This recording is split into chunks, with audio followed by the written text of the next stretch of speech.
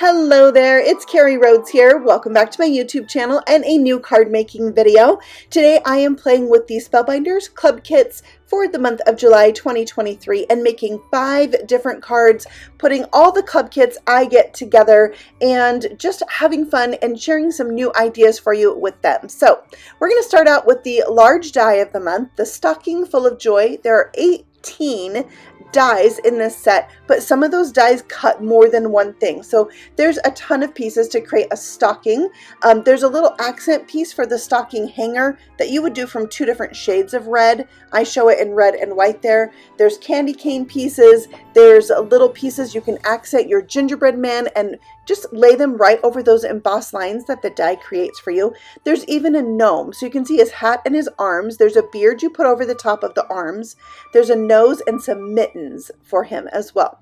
There's a bunch of little circles that die cut out. Some of them have a hole and some of them have a slit.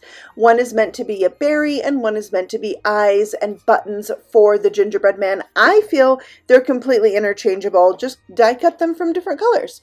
You can see there's holly and some leaves there. There's also some ornaments. It's really fun. There's even the word joy. So what I've done is I die cut my white cardstock with some adhesive sheet over the top of the cardstock. Then I peeled away the backing on the adhesive sheet and I am adding some white sparkly flocking from Pink and Maine. It is called Sparkling Cottontail. Now they have their flocks with and without glitter, and I just thought for the stocking the sparkle was extra special. So I added that and it is really fun. I think it's great for the stocking. So I'm just using my finger to really press that into the adhesive so it sticks well and then pour the excess back in. I'm also using the clear Stampin' Die of the month, Pine Cones and Holly. There are 8 stamps and 9 dies in this set. I'm going to use this little flower here to accentuate my stocking, give it a little bit of interest on there. And there's lots of fun things you can do with the stocking. I'll show you a couple more throughout today's video. So once that's stamped up, I can add on my stocking pieces. I'm going to glue these down and they fit perfectly in the bounds of that stitched line. There's even a little space between the die cut and a stitched line. So that's really helpful to have. And there's the completed stocking. Well, actually, no, there's a little hanger for it. I added that on as well. So you can, I love that the stocking hanger is separate from the stocking, so you have a choice whether or not you want to add it on there. I also did a stocking from this peach color and stamped a little branch from that set, and I did kind of the peachy pink color because of a background that I'm going to use, and I will show you that in just a second. But first I wanted to add the word joy. This is a die from the large die of the month, and I die cut this from white glitter paper. So now let's add some hot foiling. This is the Glimmering Christmas Flora set. I'm just going to use the sentiment from this hot foil set on this card, the Merry Christmas sentiment. I'm using white foil on that same kind of burgundy red cardstock that I used for my stocking. I will put that foil face up on my cardstock so that the foil side of the foil is touching the plate of my Glimmer Hot Foil. That all is going to go face down onto my preheated Glimmer Hot Foil system. Once it's heated up, I run it through my die cut machine. If you're new to hot foiling, I have a ton of videos on hot foiling, and I will link the playlist for that at the end of this video so you can check that out. So there's my hot foiled white Merry Christmas, and we'll set that aside and let's talk about my background. I use the Adorning Trees 3D embossing folder. I've already done an entire video with this embossing folder called 13 More Ways to Use 3D Embossing Folders, because it's my second 3D embossing folder video. And here I did Emboss Resist. So if you missed that video, I have it linked for you in the description box below. So you can check that out and get some ideas with 3D embossing folders. They're super fun because of how much depth they have and detail they have. You can do some really fun techniques like I did here. So I'm popping up my stockings on this background and adding my sentiment to there, but not before adding a couple more layers of cardstock behind it that I die cut with the die, so it's a little thicker. I wanted my stockings to have a little bit of greenery. We needed just a little bit more color variation on this card, so I'll add in that branch. And for the berries, I decided to go with that peach color and just repeat that that in my card. So that's what I have here, those berries. And like I said, you can totally play with whether you want the berry to be the one with the hole, and actually the holes stayed in mine, so I just left them in there. I kind of liked that look.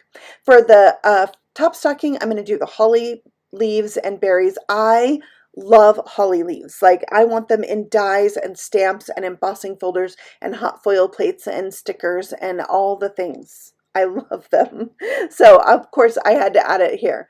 And it's kind of repeated in that embossing folder background. It's such a cool embossing folder. So I decided I would tack down my little loops. They didn't have foam squares on them, so I glued those in place, and then it was time to embellish. So I have these Amber Glow rhinestones from Trinity Stamps. They are a little bit peach, but also a little bit opaque. So they're going to pick up a little bit of the color that's behind them, and they have an iridescent finish, so really shiny and pretty. Just a really fun embellishment for this that's a little outside the norm of Christmas colors, right? So then it's time to add this to our card base. So my card front actually is rather large. It's 4 3/4 by 6 3/4, and I'm putting it down onto an A7 size card base. So the finished card will be 5 by 7. I love this bigger size. It allows you to write plenty on the inside or add a photo or a gift card. It's just a really cool size of card. I love making them. So that is my first card. We're going to pull out that hot foil plate set again for card number 2 and make a shaker card. So I have some teal hot foil that I'm going to hot foil on this green cardstock. I'm going to cut it down with my quick trimmer and make it so that it's the size of my card front, which is 4 inches by 5 1/4 for an A2 sized card. So I'm just using my cardstock there as a guide to where to cut it. You don't like a lot of excess foil when you're foiling because it can transfer to your paper, it can transfer to your plates, and look at this. Oh my goodness. It is hard sometimes to pick up hot foil. I had to share that with you because maybe you've struggled with it as well. All right, so I taped my die in place where I want it on my cardstock and then flipped it open like a book. And then I'm adding my hot foil. So it's pretty side up, the plate is foil side down, or, you know, detail side down. And then I'm, again, trimming away any excess because the plate is a little bit smaller than the cardstock, and my foil is kind of scooted in from the edge. Put that face down on my preheated Glimmer Hot Foil system. When the timer goes off, run it through the die machine. The heat and the pressure are going to transfer that foil to the cardstock, and it's gorgeous. If you've had trouble hot foiling with colored cardstock, make sure you try the Spellbinders cardstock. It works really well. This is Spellbinders cardstock, but they have redone their colors, so you don't carry these 2 exact papers that I'm using right now. I just happen to have a ton of paper and I'm using what I have. So now I'm moving on to green foil on this dark teal cardstock. So the opposite of my first hot foiling. I liked that. I thought it would be fun to do the opposite. So check this out. I put down the Merry Christmas from this hot foil set, and then there's like a metal piece hanging down from the words Merry Christmas and a notch in the sub-sentiment so that you can line up the 2 and hot foil them at the same time. It's very cool. So that sub-sentiment with Merry Christmas is says, may all your days be merry and bright. That's what it says. May all your days be merry and bright. I was trying to read it from the card itself, but it had shaker bits on it because I'm making this a shaker card. So I am now ready to start building out my shaker card. This particular set has a die that cuts out the opening. So of course, if I have a die set that creates a window for me, I'm gonna make a shaker card because I love shaker cards so much. So you can see this fits in my window, but it's a pretty tight squeeze. So you'll see what happens. It's a dilemma, but I'm going to share it all with you. So first I have my Distress ink in Pine Needles, and I am using a blending brush to darken up the edge of my cardstock. It really just helps make it a little more moody, draw your eye into the center, but you do want to buff off any excess ink that may be still sitting on top of your hot foiling. Next, I decided to do some splatter because splatter is my favorite. This is Dr. P.H. Martin's No Bleed or bleed proof white. It's very, very thick. So I added a little spritz of water, and I might have got carried away adding snow to this scene. I mean, I added a lot. So you put as much snow on yours as you like. I love splatter, so I did a ton. And it does dry on top of the foiling. So if you're doing this, just know it's going to stick to the foil. That's how it is. Now I am adding glue so I can attach my window sheet, and then it's time for the foam tape. So when you're adding foam tape for a shaker, make sure the ends touch and you don't have any gaps. You don't want those shaker bits escaping. That's not fun when your shaker card falls apart, especially if you're using something small like I am. This is diamond dust glitter. They're clear. I think they're like cut plastic, but it could be glass. They're very sharp. It could be cut glass, very small, but it is so shimmery and so frosty. I thought it was perfect for this card. So I used my white mat so I could really see the edge of my paper and stick this down. However, it didn't quite seal up my shaker window. You can see my paper's a little small, so I thought, that's all right. I'll just take some scraps of paper and cover this up, which normally would be totally fine. This would work in theory. However, once I flipped this over and really got a look at it, I was disappointed. My sentiment is not straight. It is very much going downhill. So I ripped it apart. I am always the person that says, just keep going, just keep going. But there are times when it's like, no, I can't live with that. I won't be able to sleep at night. I have to redo it. So that's what I did. I redid it, and because I ripped that paper off, I just added a little glue over the top of my foam there so it would stick really well to my second piece of hot foiling. But I wasn't going to be able to line it up. So I did a trick I learned from my friend Cassie Trask. Go check out her channel, where I put another window sheet on the back of that. That way I could easily flip that baby over and stick it down over my newly hot foiled piece. You see how that works? It's like a double window. It's really helpful when you're trying to line things up. And so I just took my time, made sure it was lined up how I wanted. I've got liquid glue there so I can scoot it around. And I did have to trim off a little bit of my paper, but it worked out. I saved it and I was much happier. I'll be able to sleep now. So next we're adding this onto an A2 size card base with a white border showing around my card front. And because of that, I needed just a touch more white in my card. So I'm taking I guess it's like a poinsettia, and stamping that out 5 times on this white paper. So it's going to have a little bit of white showing through the blue flower. And then I've got them die cut out. I'm going to stick them down to some paper tape, and that's going to allow me to be able to hold on to all 5 of them at once while I press this into a clear embossing pad. So it's going to coat all the flowers with embossing ink, and then I'm using Wow's Clear Sparkle Embossing Powder. So clear powder with glitter in it. I love doing this over poinsettias. It's like a frosty Christmas feel. And then I can peel them off of my paper tape and use a glue dot to stick them down to my card. And now I've got a little pop of white with the blue. It looks frosty and Christmassy, just like the rest of my card. I love it. I had to add a little extra embossing or a little heat to that one to melt the powder. I always try to be really careful when melting any glitter powders, because if you over melt it, the glitter kind of disappears. So it's better to be cautious and add a little more heat at the end if you need it. Next, I'm adding boiled sugar drops from Trinity Stamps. These are clear bubbles, like little baubles. They're flat on the back, but just clear as glass, and they are going to let the colors show through whatever they're sitting on top of. So some of mine will have a blue or green showing through them depending on where I stick them down, and then I have them in the center of the flowers too. So they're pretty cool. Love those. It's just kind of like some snow melted there. It's really giving me that Christmassy, icy, frosty vibe for this card.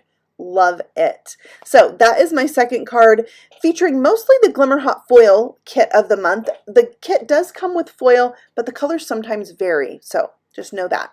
Next, let's play with the stamp set and die set of the month. I already showed it to you. It's the one with the poinsettias in it, but now we're going to use that big frame and we're going to emboss it. So I'm going to treat my paper with anti-static powder, ink up that stamp with clear embossing ink, and stamp it down. And it doesn't really matter if I get it exactly centered because there's a die to cut this out. So I'm going to emboss it with black detail powder first, and that is going to make the image just raised up and shiny. I love an elegant Christmas card, so black and gold for Christmas is always fun. So that's what I'm going to do for this card. I really wanted to show you guys some different looks for Christmas in this video, where the last card class I did for the Spellbinder Club Kits in June, the cards were kind of matchy-matchy. These are like each one is its own different thing, and I love that too, to share lots of ideas. So I'm stamping out Merry Christmas now, this time on black paper, and I'll emboss it with gold. So another layer of embossing, but with different colors. And gold embossing is just magical, right? Embossing was the thing that hooked me on making my own cards. My very first cards had embossing in them. Although I didn't know I needed a special gun, I was one of those people that thought, oh, I have a hairdryer at home, it'll be fine. No, you can't do that. All right, so now I have the embossing folder of the month. So there's a 3D embossing folder kit and just an embossing folder kit. And using the system from Spellbinders, they have a universal plate system that allows you to emboss and cut dies from all over the market, embossing folders from all over different stores, and that is really helpful. It tells you what plates to use. It's really adaptable. So that's what I used. Followed the directions right on the platform to emboss, and now I am taking some gold pan pastels and this little soft tool and just brushing it over the top. It's metallic. This is a very soft pastel, but also it's an artist grade product. It is so high quality. It is so pretty. So I love playing with pan pastels. If you've not used them for stamping before, you should check out some of my videos I have on pan pastels. There's some fun techniques you can do with it. I haven't played with them in a while, and I did research and find that you can find them at the Dick Blick shop. They have a lot of fun artist things. So I added some gold glitter paper behind my frame. You could make a shaker out of this, but I already did a shaker, so I wanted to show a different way to do this. And then I popped my sentiment in the middle, put the whole thing onto my A2 size card, and now this is where this card goes wrong. But it's not really my fault this time. The stamp of the holly in my stamp set is wonky. It's not good. I stamped this like 16 times and embossed them, and I thought it was me, and then I decided let's try it with black ink. Not all the image is there, but I wanted to put gold holly leaves in the corner of my frame and have them point towards the Merry Christmas. That didn't work out, so I decided the card is telling me this is where it's done. So I just left it, and these are one of those things you can just contact Spellbinders about, and I'm sure they will replace it. They've done things like that for me before. They're really great about that. So let's move on to a little tag. Now, I know this is like all card video. That's what I called it, and this could be a mini card. It is a mini card because you can see I cut the stocking on the fold of the paper, but I'm going to consider it a tag. I like a tag that opens. So next I took one of the stockings die cut by itself and embossed it with that embossing folder of the month. And for the topping of the stocking, the trimmings, I'm using white glitter paper, and it is really gorgeous. This time I am popping these up on top of the stocking to give them a little bit of lift. And this tag is going to have a lot of dimension. So here's the hanger. When I die cut the stocking on the folded piece of paper, it gave me two stocking holders. So I glued them back to back to make the holder a little bit thicker. And now I can add my pretty panel on top of the folded panel. And I love the embossing on the stocking. That looks super cool. So this is also getting the die cut word joy, but this time from some gold cardstock. I'm just tapping it off on a paper towel because the glue is a lot thicker than this super thin die cut. So I just tapped it off on a paper towel and it was great. Next, I will add this big branch of holly. Isn't it so pretty? I'll trim off the little stem and then add my berries. I love it. Isn't it so pretty? I really love holly. It's like my favorite addition to probably like all Christmas cards. I would stick it on there as an embellishment. I love it. And then there's ornaments in this set. So I have gold glitter ornaments with silver glitter toppers, and I'm going to stick those just amongst the holly. And there's also this tiny little die. It's so tiny. It creates a bow that's 2 pieces. You glue it together. It has the bottom part and the top part, and then I just use my tweezers to pinch it and hold that for a minute so it can dry. And then I'm going to put a bow on each of my 2 ornaments. Look, it's so tiny and cute. And then for the berries, I'm bringing in some glaze. This is from Spellbinders. My bottle is just super duper old. A little goes a long way, so I've had that bottle for a long time, but their glaze is great. It dries crystal clear, and I'm going to use it again on the next project because we are already ready for card number 5. Can you believe it? And this one is cutesy. I love cutesy. I love anything food related for making cards. So let's do a gingerbread and candy cane card. I have cut this piece of paper to 2 3/4 by 5 3/4 to fit my mini slimline size card. And I just wanted to remind you that everything you ever needed to know you learned in kindergarten. And that is put down some glue and sprinkle on some glitter. It's totally like an art project from kindergarten, and I love it. It's probably about the time my obsession for paper crafting began. I mean, way before that I had my Crayolas and crayon books. Crayon books? Color books, yeah. And I was coloring. I loved doing that. And so bringing back things like that from my childhood makes me so happy. I've always loved paper crafting.